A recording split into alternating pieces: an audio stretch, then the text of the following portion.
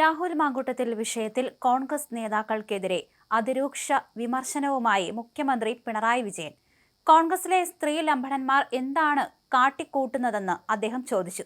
പിണറായി പഞ്ചായത്തിലെ കാട്ടിലെ പീടിക ചേരിക്കൽ ജൂനിയർ ബേസിക് UP സ്കൂളിൽ വോട്ട് രേഖപ്പെടുത്തിയ ശേഷം പുറത്തിറങ്ങിയപ്പോഴായിരുന്നു മുഖ്യമന്ത്രിയുടെ പ്രതികരണം. ആരെ ന്യായീകരിക്കുന്നില്ല എന്നുള്ളതൊന്നുമല്ല പ്രശ്നം. അത് UDFിൻ്റെതായ നിലപാട് വ്യക്തമാക്കുന്നു എന്നാണ് കാണേണ്ടത്. ഇവിടെ പ്രശ്നം വരുന്നത് അതിജീവിതയുമായി ബന്ധപ്പെട്ട പ്രശ്നമാണ്. അതിജീവിതയുടെ ഒപ്പമാണ് നാടും സർക്കാരുമുള്ളത്.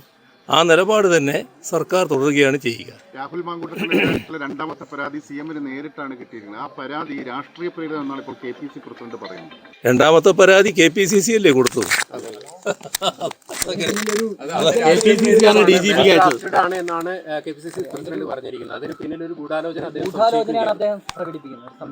ഓഹോ, തെരഞ്ഞെടുപ്പ് ദിവസം അദ്ദേഹത്തിന്റെ പ്രസ്താവന. അതൊക്കെ ഇവിടെ കാണേണ്ട ഒരു കാര്യം. ഈ പറയുന്ന കോൺഗ്രസ്സിലെ പരസ്യമായി പറയാൻ പറ്റുന്നൊരു കാര്യമല്ല, എങ്കിലും നിങ്ങൾ ചോദിച്ചുകൊണ്ട് പറയാതിരിക്കാനും പറ്റുന്നില്ല. ഈ പറയുന്ന സ്ത്രീലമ്പടന്മാർ എന്താണ് കാട്ടിക്കൂട്ടുന്നത്? നിങ്ങൾ വന്ന തെളിവുകളും ഇതിന് ഇരയായ ആളുകൾ പ്രകടിപ്പിച്ച ആശങ്കകളും പരിശോധിച്ചാൽ കാണാൻ കഴിയുന്നത് എന്താണ്? എന്തുകൊണ്ടാണ് അവർ തെളിവുമായിട്ട് മുന്നോട്ട് വരാൻ ഇതേവരെ തയ്യാറാകാതിരുന്നത്?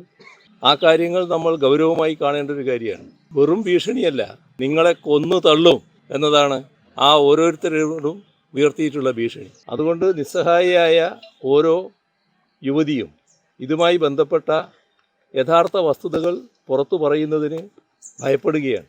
അതുമായി ബന്ധപ്പെട്ട് മറ്റ് നടപടികളിലേക്ക് പോയാൽ തൻ്റെ ജീവൻ അപകടത്തിലാകുമെന്നാണ് കണക്കാക്കുന്നത്.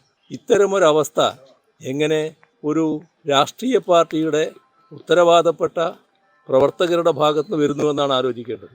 ഇതുമായി ബന്ധപ്പെട്ട് നിരവധിയായ പ്രശ്നങ്ങളാണ് ഉയർന്നു വന്നുകൊണ്ടിരിക്കുന്നതെന്ന് കാണണം.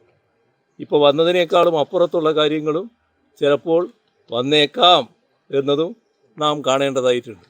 അങ്ങനെയുള്ള ഒരു ക്രിമിനൽ സംഘം, യഥാർത്ഥ ലൈംഗിക വൈകൃത കുറ്റവാളികൾ, അവർ നാടിന് മുന്നിൽ വന്ന് വെൽ ഡ്രാഫ്റ്റഡ് എന്നൊക്കെ പറഞ്ഞുകൊണ്ട് ന്യായീകരിക്കാൻ ശ്രമിച്ചാൽ അതൊന്നും പൊതുസമൂഹം അംഗീകരിക്കില്ല എന്നവർ കണ്ടോളണം.